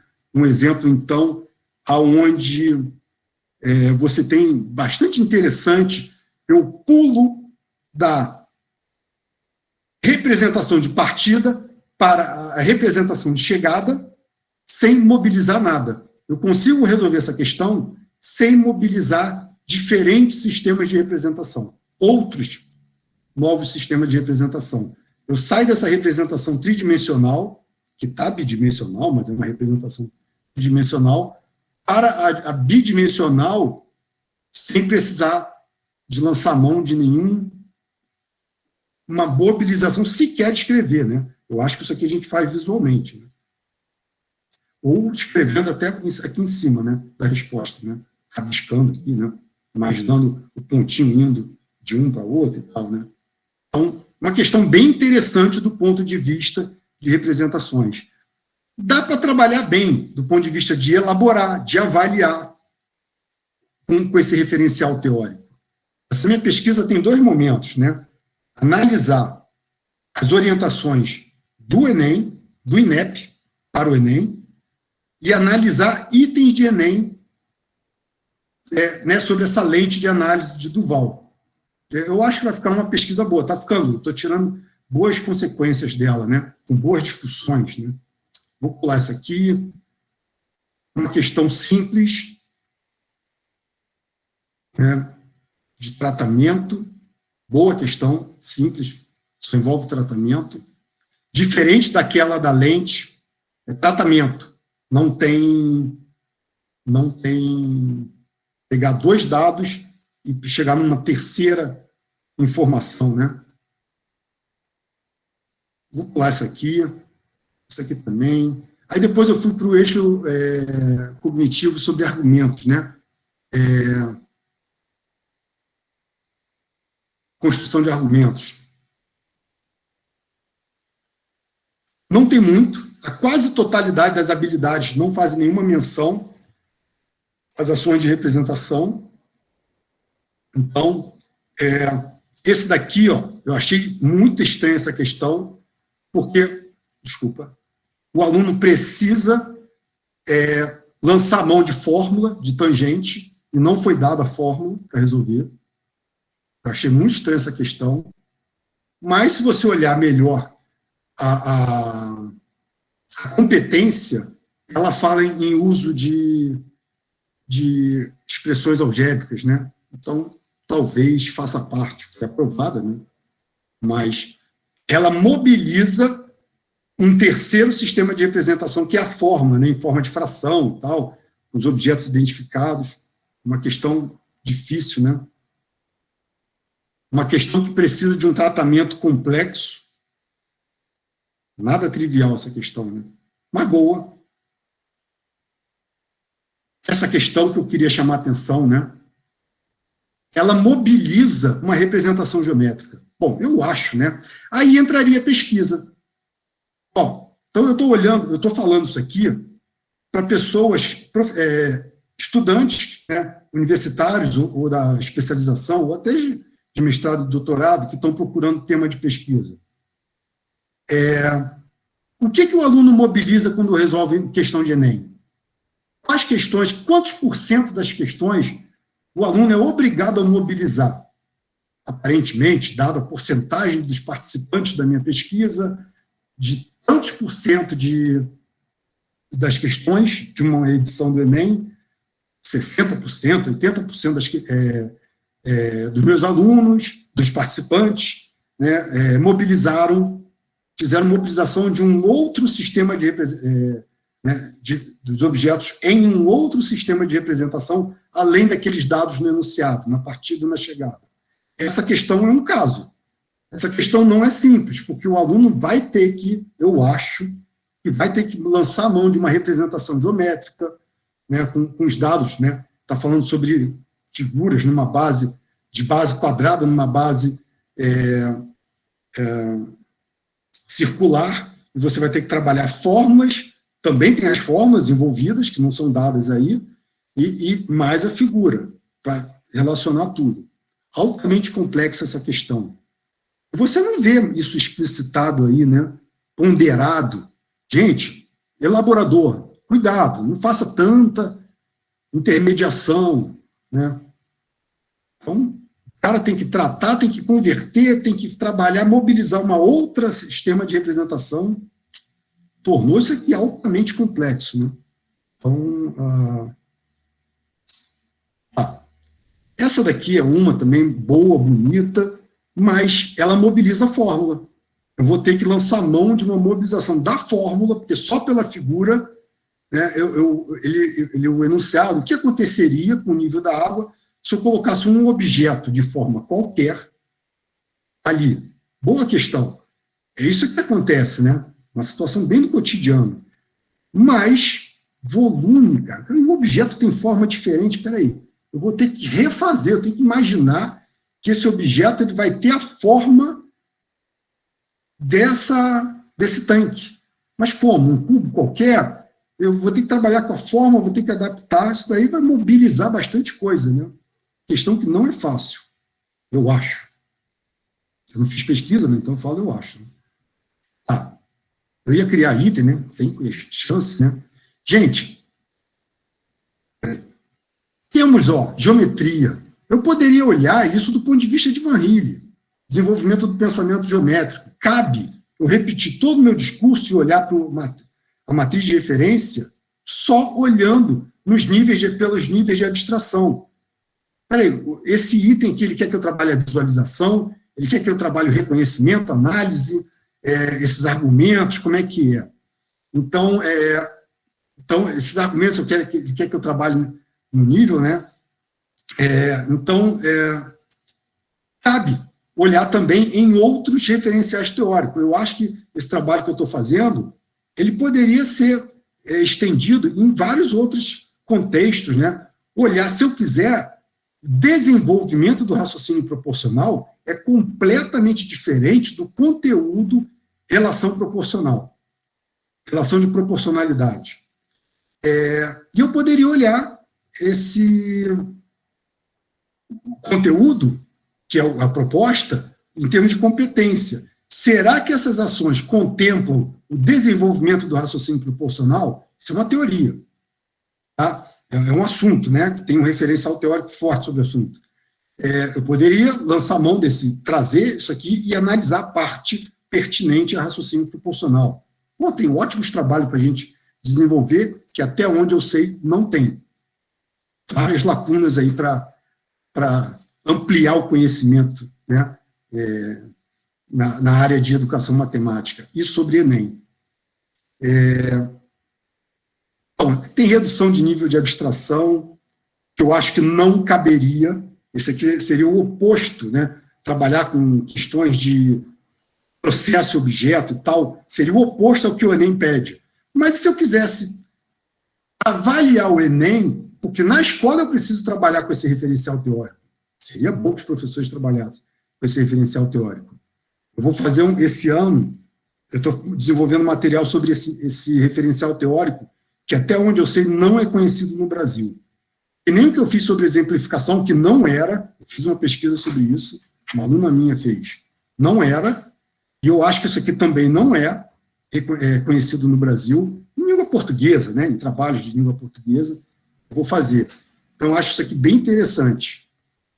Será que é incompatível, mas será que eu consigo olhar o Enem como ferramenta, já que eu preciso disso na escola? Né? Será que ele tem esse papel? Bom, temos possibilidade de trabalhar. Isso aqui é meio estranho, eu estou elaborando isso aqui melhor. Né? Bom, em resumo, itens podem fazer parte de quase todo o processo de aprendizagem, de ensino, aprendizagem e avaliação, no que diz respeito à construção de conhecimento matemático. Bom, pelo que eu analisei aqui, o que me parece, né, uma análise ainda, eu ainda estou elaborando melhor, com relação ao referencial teórico das representações de Duval, né, da teoria de representações de Duval. Sem a devida orientação, itens podem apresentar vieses representacionais que é problemático para promover a aprendizagem. A aprendizagem pode ficar capenga. Sem o devido cuidado, itens podem apresentar grau de dificuldade inesperado, que talvez nem a teoria da resposta ao item detecte. Sem o devido cuidado, itens de Enem podem não ser uma ferramenta pedagógica, pode até atrapalhar. Referenciais teóricos da educação matemática podem ser aplicados na produção de itens com os mais variados objetivos matemáticos, objetivos didáticos. Tá? Eu tenho usado isso bastante, isso aí pelo lado da minha experiência, né? Que aí junta como pesquisador, eu tento usar isso como professor pesquisador. Eu faço muita coisa que eu não publico. Aquele e-book que eu falei sobre exemplificação, a terceira unidade, é uma chuva de experiências minhas que eu comecei a comentá-las à luz do referencial teórico que eu apresentei no texto. Então, eu compartilhei coisas que eu faço como professor. Do ponto de vista da teoria de Duval, as orientações do INEP são falhas. Não sei, eu tenho que melhorar isso daí. São fracas, são omissas, são imprecisas, sei lá, né? São falhas. Pode ser interessante, aí dica para vocês, né? Rever as discussões, para quem não viu, ver, né? As discussões que existem sobre Enem à luz do que a gente acabou de fazer. Então, passa a olhar para o Enem, ao que se fala sobre Enem, com esse olhar que eu tentei passar aqui. Pensando não como sua opinião, não com o que o INEP falou, né? Não com o que a tua escola falou, né? O seu diretor mandou fazer e tal, mas com o olhar do educador, do referencial teórico, de referencial teórico, de uma lente, através de uma lente de referencial teórico da educação matemática. Esse é um bom exercício, né? Apesar da importância, referenciais teóricos da educação matemática ainda são muito pouco explorados no que diz respeito ao Enem. Mais um assunto, né, que é importante, que é da prática docente, faz parte da prática docente, deveria fazer parte da formação do professor e está pouco explorado. Gente, eu vou fazer aqui o obrigado, mas a gente volta aqui com telas e tal, vamos lá, vamos ver se sobra tempo para perguntas, mas eu estou à disposição de todo mundo aí, né? Professor Ion, muito obrigado. Muito obrigado, professor, por você compartilhar conosco as suas pesquisas, compartilhar conosco as suas análises. A gente tem aqui algumas questões para trazer para você, Ion, mas antes até de eu trazer algumas coisas que foram apresentadas no chat, queria comentar que foi muito rica essa sua análise com relação, desde lá do momento que você nos apresenta os objetivos iniciais do Enem, né, que seria avaliar o desempenho do estudante do ensino médio, e você traz análises sobre a elaboração de itens, né? Isso, para mim, por exemplo, que fui, em determinado momento, eu fui um dos elaboradores algum tempo atrás, isso trouxe uma série de memórias, todos aqueles momentos de elaboração em que a gente entra no que são denominadas de salas-cofre, né? Que não é permitido que a gente leve nada, né, do ambiente externo, teremos que inclusive, passamos por raio-x e tal. Então, ao entrarmos lá, nós temos apenas papéis, temos apenas canetas, lápis e tal, e aí então é o momento de elaboração desses itens, depois volta para análise, vem para revisão, e aí, né, são várias indas e vindas até o item ser aprovado ou reprovado, né? Isso, então, me trouxe à memória todos esses momentos, a participação, e também me traz à memória agora esse fato que nós estamos vivenciando, Ion, e aí eu trago como uma primeira pergunta para você, sobre estarmos verificando um momento de certa crise na elaboração desses itens do Enem, né? Eu não sei o que você poderia comentar sobre isso, mas o que a gente está discutindo atualmente seria possível nós reutilizarmos esses itens de provas, né, que já foram aplicadas? Essa seria uma questão. Uma segunda questão que eu queria também trazer, professor, vem da Laura, né, que a Laura pergunta o seguinte, deixa eu só achar aqui a pergunta dela. Na sua opinião, o processo seletivo pelo Enem seria melhor que o processo seletivo, né, com o vestibular? Então, acho que, inicialmente, essas duas questões, se você puder trazer algumas análises. Tá. Adriano, em primeiro lugar, pessoal, muito obrigado pelos parabéns, pelas considerações, né, quando eu terminei, né? Legal, né? Tem gente de vários lugares, né? Não é só da UF, não é só do Rio, não, né? Não, é verdade, tem o Brasil inteiro aqui sendo representado. Aí, Adriano, eu não sou bom para responder sobre isso, não, né? Mas eu acho, olha, eu vou me basear no que eu aprendi com o Matias, cara. Eu acho que você deve ter aprendido também com ele, né? Não, eu acho que não dá para aproveitar os itens, não. E a gente está com um problema sério, né? Parece que tem muito tempo que não se faz item. Isso é uma coisa séria. É um governo que a gente está passando por um momento, porque a imprensa ela nunca deu a devida atenção, qualidade técnica das informações sobre esses assuntos, né, de educação e tal, né? São repórteres comuns que falam, né, normalmente, né? Na minha época, a minha professora, né, tem uns repórteres que fazem análise de educação, é assim, né? O comentarista nunca é um educador, é um repórter que se baseia na sua experiência, né? Então, é difícil encontrar informação precisa, mas o que eu já vi de autoridade do governo falando, não temos produção de itens, não temos mudanças, questionamentos, movimentações técnicas, com notícias técnicas, tem coisas totalmente, parece que alguém que estava passando e, você representa a gente aqui do MEC e tal, do INEP, não sei, né? E fala aqui com esse repórter. E coisas que usa palavras em senso comum, então são informações vazias, né? Até onde eu sei, não dá para aproveitar itens, não, porque, não dá para aproveitar itens e, até tecnicamente pode, né? Porque a teoria da resposta ao item permite sim. Existem vários itens, né, que foram testados e tal, isso, você só usa uma parte desses itens, mas você vai perdendo. Tem essa questão da atualização, né, porque a situação, problema do cotidiano tem que ter atualização. Eu acho que fica sem sentido, né, não ter. Então, eu não sei, eu acho que a gente está com um problema sério. A segunda questão, olha, então, assim, isso que eu aprendi. Quando a gente vai fazer pesquisa, eu tenho até minha opinião, tá? Eu botei minha opinião aqui, eu vejo escola judiando das crianças, eu vejo item mal feito, aquela coisa da formulação, escolas pegam um item, mudam os números, aí o gabarito muda tudo, porque o cara não fez direito a mudança. Meus filhos estão toda hora com provas, que são várias questões de múltipla escolha, com gabarito errado.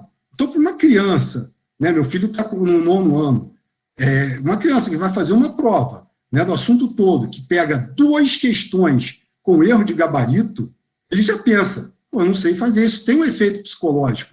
Então, assim, isso é ruim, tem muita coisa ruim envolvendo o Enem, em torno do Enem, né? Mas, assim, o que eu quero colocar do ponto de vista das análises que eu fiz, que não é querer questionar, é que o Enem tem coisa muito boa, tem potencial para ser ótimo, ele tem omissões, ele poderia melhorar. O que não está bom pode melhorar.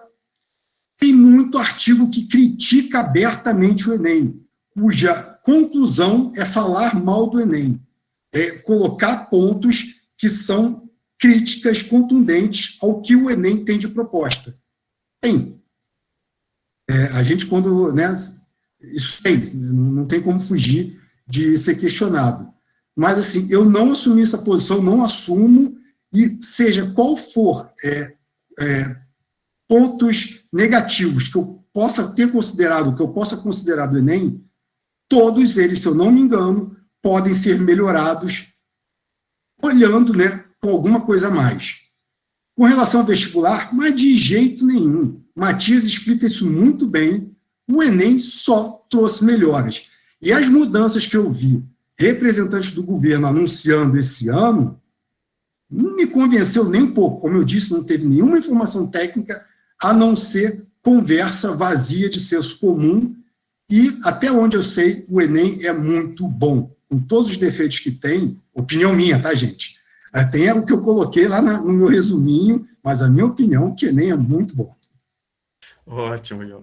Bom, antes de eu apresentar uma outra pergunta, a próxima vem do Ramiro Martins. Nós estávamos falando da representatividade aqui do país, então vou citar aqui algumas cidades, vou citar estados aqui que a gente conseguiu captar. Por exemplo, tem pessoal de Goiás, tem pessoal da Paraíba, de Santa Rita, né, Santa Rita, Paraíba, São Paulo, de Belo Horizonte, tem de Atibaia também, São Paulo, de Santarém, né, muito rico, né, muito, muito bonito essa representatividade. Muito obrigado, pessoal, a todos e a todas. Então, professor, a próxima questão que eu apresentaria vem do Ramiro Martins, que ele traz a seguinte questão. A mudança do Enem, previstas para 2024, que prevê parte das questões discursivas, deve influenciar novamente o trabalho da matemática no ensino médio? Se sim, essa mudança, em sua opinião, será para melhor ou não? Adriano, você pode repetir o iníciozinho que eu me perdi na data, a mudança do... Ele fala, a mudança do Enem, previstas para 2024, que prevê parte das questões discursivas, deve influenciar novamente o trabalho da matemática no ensino médio? Eu não tenho informação técnica sobre essa mudança, né? É uma mudança de conteúdo, de distribuição e tal, mas qual é? Mudou a matriz de referência? Mudou o uso da teoria da resposta ao item? Provavelmente para adaptação à proposta do novo ensino médio, né? Que é altamente criticado, está sendo muito criticado. Isso é muito complicado. A educação, acho que... Caramba, cara, isso é muito... Hoje, né? O que aconteceu hoje? O ex-ministro da Educação foi preso. O outro saiu fugido do país, o anterior. Então, cara, como é que está a nossa educação, né? A gente está num momento muito complicado, né? Não sei como discutir essas questões, mas, assim, o que a gente tem vigente pelo INEP e tal, esses documentos, tem muita coisa boa. Eu acho que isso se reproduz para a BNCC. De novo, a BNCC também é altamente criticada. Pode ter um monte de coisa ruim, mas se você está aí, né? Aí eu esqueci de falar, né? O Enem cita tendências. O Enem está aí. Eu tenho que trabalhar em cima do que existe. BNCC está aí. O novo ensino médio, cara, não sei, né? Mas BNCC está aí. Então, eu vou olhar o que eu posso ver que está fraco na matriz de referência. BNCC é uma matriz de referência. O que está naquelas diretrizes? O que está fraco? O que está omisso? Cara, isso aqui não está me passando firmeza para planejar minha aula.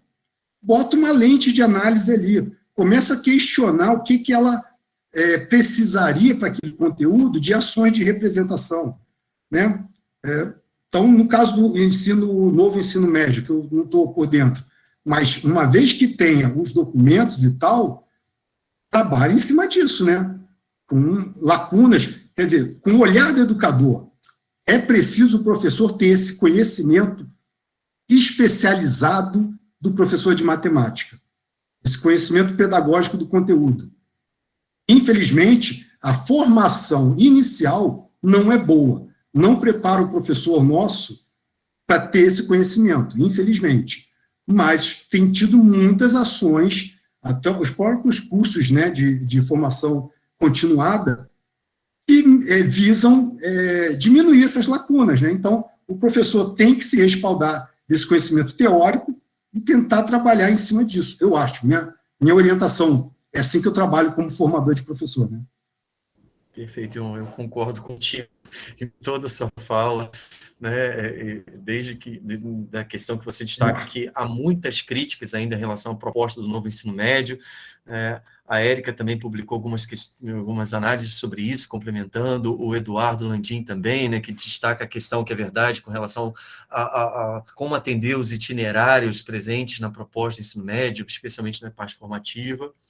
E aí, eu tenho mais uma questão que foi apresentada também pelo Ramiro, professor, que é o seguinte, ele escreve: eu enxergo em muitas questões do Enem informações irrelevantes na questão, geralmente no início dela. Essas informações, nesses casos, não são relevantes para a solução da questão. Muitos alunos me relatam que preferem começar a ler a questão pelo seu final. Nesses casos, você considera esses textos introdutórios, ele bota entre aspas, textos introdutórios da questão, relevantes para o objetivo do Enem? Olha, perfeito. Concordo plenamente, mas aí entra a história, né, da nossa percepção, e é bom a gente olhar a pesquisa, gente, cada vez mais eu adoro isso, como a gente se dá mal às vezes, né? Às vezes eu me deixo levar pelo meu senso, né, minha experiência, já me dei mal muitas vezes, né? Então, olhando, eu vi pesquisas sobre isso, e tem, sim, muitos enunciados que sequer contextualizam. Tem um texto introdutório que sequer tem uma situação, um problema de verdade, ou que seja do cotidiano, que é uma coisa que pede. E algumas, como Matias diz muito, né, Carlos Matias diz muito, são, na verdade, pretextos, e não contextos para a questão. Olha, tem sim, de fato, tem pesquisas que botam uma fração sobre isso, não é absoluto, tem contextos que são bons.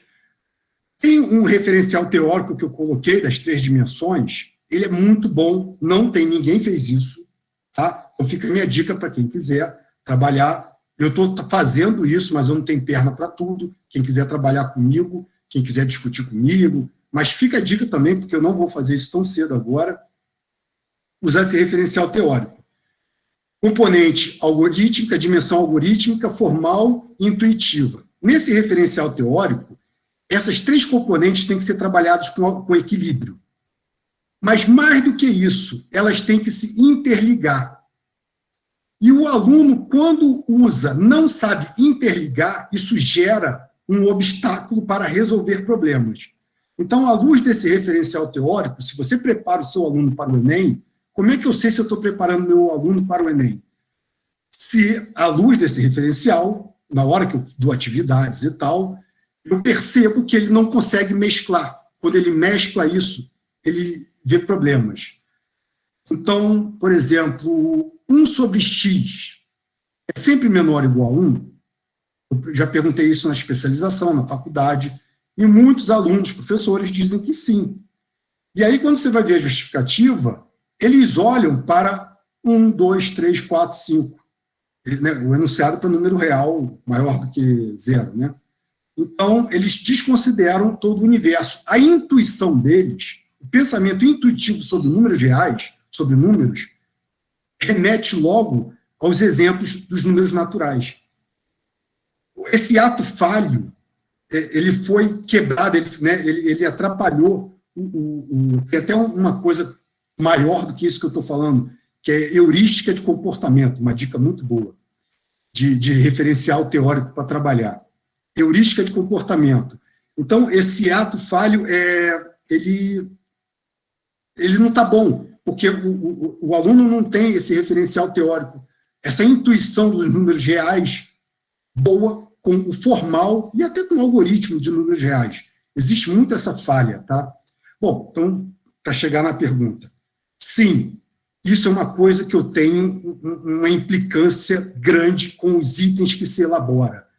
O contexto não tem apoio, o intuitivo oferecido para o contexto não dá subsídio para a teoria que tem envolvida para chegar na resposta matemática. Esse contexto não dá suporte de verdade. A maioria das questões, a pré-análise que eu já fiz, a maioria das questões tem uma intuição legal, curiosa, aquele do tanque que eu falei, é curioso, mas ele não é um contexto que ajuda o aluno a ter um insight para resolver o problema. Quando você vai ver Van Hille, por exemplo, que é um modelo de ensino também, você vê várias orientações, você vê várias atividades e tal, que tem insights, que prevê insights para o aluno, né, oferecer insights para o aluno resolver o problema. Se você for ver, a intuição contida nesses enunciados não dão insight para o aluno resolver o problema, então, não serve para nada. Pelo que eu analisei até hoje, estou respondendo do ponto de vista de um referencial teórico, tá?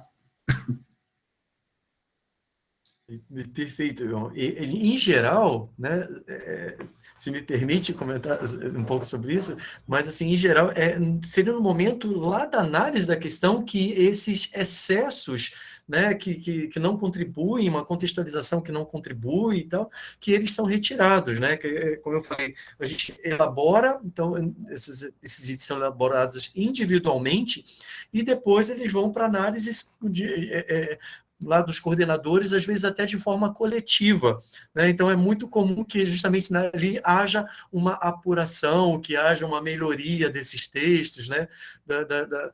Da contextualização que foi utilizada, mas sempre tem uma ou outra que escapa, né, Ion? Pois é. Perfeito. Pessoal, mais não, alguma esse questão? Adriano. Oi. Adriano, esse pois é só para enfatizar que tem um controle, sim.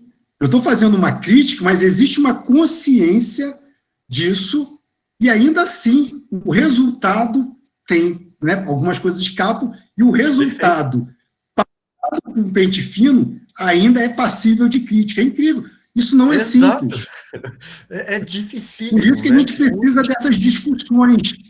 Isso tem que ser discutido. Isso ainda é pouco discutido pela sociedade, pela comunidade. Verdade. Você tem toda a razão. Pessoal, mais alguma questão que vocês gostariam de apresentar ao professor? A Érica perguntou se a pesquisa que ele está fazendo tem base no Duval como principal teoria. Sim. o referencial teórico, né, nesse momento, é Duval. Eu comecei, quando eu renunciei a esse projeto, quando eu formalizei o projeto no meu departamento, eu botei como proposta analisar em termos de 3 referenciais teóricos. Van Hille, esse das 3 dimensões, que são vários autores, o principal é Fishbein, que eu gosto muito, né, mas são vários autores, e Duval. Não deu, ficou complexo demais, ficou muito detalhado, né? Aí eu parei com esses 2, e agora eu estou focando em produzir 2 artigos agora esse ano, só com Duval. Então, está chegando aqui. Érica, você levantou a mão, você gostaria de comentar? Gostaria de falar uma coisa, assim, que eu sou Pois não. eu trabalho com a parte de itens, faz mais ou menos uns 3 anos que eu entrei nessa área. E queria que o professor Ion continuasse com esses estudos, porque nós, na área da matemática, nós não temos referencial de como a gente elaborar um bom item em matemática. A gente pega sempre elaboração de item geral. E para matemática, a gente sabe e acredito que seja uma coisa mais específica. Então, a gente precisa realmente disso. Quem está entrando nessa área, principalmente, a gente precisa desse diferencial na matemática. E agradecer, professor, o trabalho é maravilhoso, tá bom? Legal, Érica. Eu não sei se parece difícil. Eu acho que eu tinha visto alguém comentando sobre isso, cara. Sobre essa questão na formação inicial, cara. Eu não sei se parece difícil esse discurso de lançar mão de um referencial teórico e tal, mas é legal buscar textos que façam esse tipo de divulgação desse conhecimento, né? Então, eu fiz esse sobre exemplificação no ano passado. Eu vou fazer um sobre redução de abstração agora, estou fazendo, né, com uma aluna minha. Esse de Duval é muito conhecido, mas, assim, de repente é legal, né, fazer oficinas sobre. Quando você para com calma para olhar, com a ajuda de alguém, né, orientando um professor numa oficina e tal, não é difícil, não. Aplicar isso, levar isso para a sua prática docente, não é nada difícil. Aliás, eu uso isso no meu e-book. Uma das coisas que eu fiz legal foi mostrar como que a gente pode pegar essas teorias, que de início pode parecer um pouco rebuscada, refinada, sei lá, né? Mas depois que você pega o jeito e vê um ou outro exemplo, aí eu tasquei exemplo lá, né, de práticas minhas, né? Porque eu também bato cabeça, tá, Érica, pessoal? Eu não sou dessa área assim, né? Eu não tive formação, né? Eu não tive uma educação formal. Então, eu bato cabeça para entender essas coisas. E aí eu acabo aprendendo muito, eu vou pegando confiança também, levando isso para a minha prática docente, né? Professor Ion, já caminhando para a gente concluir, então, né, até pelo adiantado, acho que conseguimos até compensar um pouco daquele momento que nós perdemos, né, anteriormente. Eu vou apresentar como uma última questão, tudo bem, pessoal? A gente está encerrando aqui, né, com uma pergunta que vem novamente do Ramiro, que ele faz a seguinte questão, Ion. Na questão fracionária do ponto médio com o denominador 3, que foi mostrada na apresentação, seria válido colocar uma das alternativas, ele coloca entre parênteses, incorretas, como 13 meios? Eu acabei de fechar a apresentação. Né? Não, aí entra o detalhe. Essa questão foi mais para provocar o aluno para preste atenção, né? No enunciado, olha para o enunciado, e está lá, na forma de representação fracionária. Fração, nem toda fração é de número racional. Nem toda fração de racional é de números inteiros. Você pode ter fração de fração. Quando você começa a discutir números racionais, não é banaliza, mas simplifica a coisa por P sobre Q, M sobre N, então P sobre Q mais M sobre N, ou P sobre Q vezes M sobre N, e faz tudo em termos de... Você cria um conceito imagem, uma imagem mental, de que fração sempre é entre números inteiros, ou inteiros, né? Um sinal também. E não é verdade. No tratamento, no trabalho com racionais, acaba trabalhando com fração de frações, porcentagem aparece muito isso. Mas até entre números reais e irracionais tem frações, né? Bom, resumindo, aquela questão, o enunciado tinha representação na forma de fração, não tinha na forma de fração por inteiros. Então, aquele 13,5 cabia, né? Era isso. Sobre 3, né? Acho que era isso. Era né? isso, Ramiro? Posso abrir o áudio aqui? Acho que eu vou me explicar melhor. É que na questão pedia para calcular o ponto médio, né? Mas aí o ponto médio geraria uma fração, que seria inicialmente 13/2. Mas a questão pedia para ser uma fração com denominador 3. Então, 13/2, de certa forma, seria uma resposta errada, porque ele pedia uma fração, mas com denominador 3. Mas poderia induzir ao aluno a responder o 13/2. Aí a minha pergunta seria válido colocar esse 13/2 lá como um dos itens errado, né? Entre aspas, vamos dizer assim, porque ia induzir o aluno a marcar esse 13/2 se ele não prestasse atenção que queria um denominador 3 e não 2. Seria válido colocar ou seria meio que injusto ao aluno? Ramiro, entendi. Perfeito. Ótimo. Vou botar lá também. Perfeito. Vou botar esse item sim.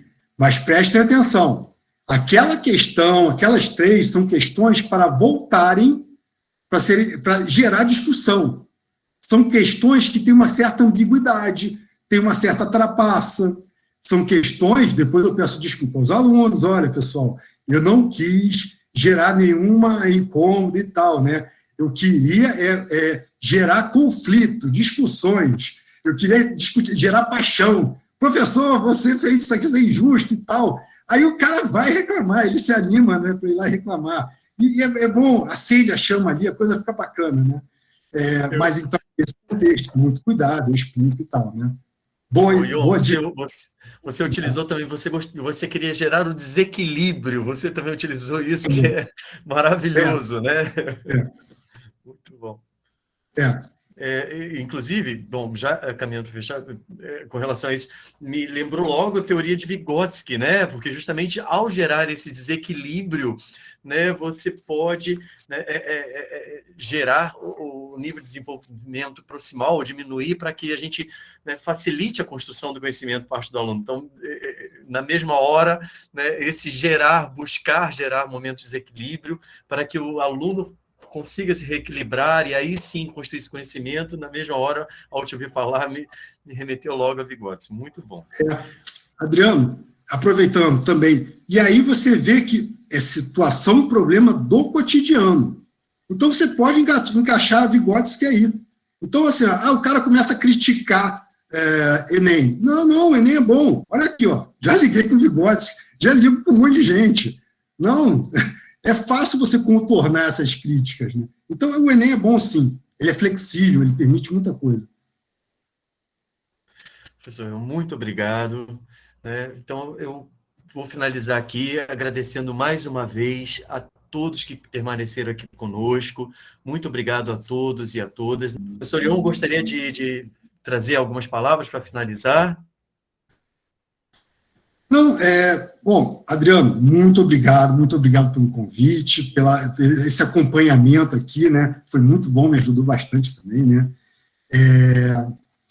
Evelyn, obrigado pelo apoio. Eu vou mandar depois os slides, eu vi lá o comentário, né? Vou mandar por e-mail. Gente, eu deixei meu e-mail. Quem quiser conversar, trocar ideia, questionar. Ramiro, obrigado pela sugestão, né? Quem quiser discutir, tem coisas discutíveis aí, tá? Eu ainda estou em processo de amadurecer essas afirmações que eu fiz, como classificar. Então, tem coisa ainda passível de discussão. Quem quiser discutir, conversar mais, estou à disposição. E obrigado por comparecerem aqui, né? E pelas perguntas e conversarem comigo, né? É isso.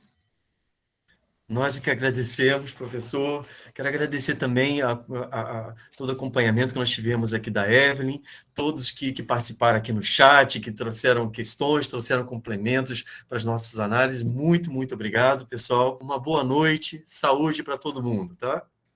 Tchau, tchau.